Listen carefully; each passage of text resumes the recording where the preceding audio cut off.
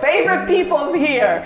He is coming over with some food. You know what I'm serving. Pinot Grigio Delle Venezie. Wait till you see who's coming over for dinner.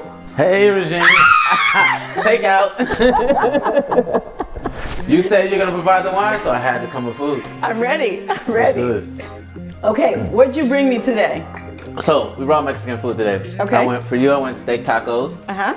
For myself, since I'm mostly pescatarian, flexitarian, I went with shrimp burrito. I love it. And you know what I love? I love that you chose steak tacos for me because you did know I was serving the Ramato. Yes. And Ramato, for those who don't know, is a Rosè Pinot Grigio, Yeah, right? right. Because a lot of people think you can't do steak and Rosé, and you 100%. can. Actually, I like that kind of juxtaposition of steak and rosé going together, and I wanted you to have it because I want you to have the best things. I know that's right. I know that's right. All right, let's get into it.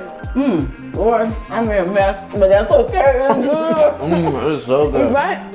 And then this wine acts like a palate cleanser. Yeah. Right? I love the way the acidity cuts through the fat, cuts through the weight of the steak.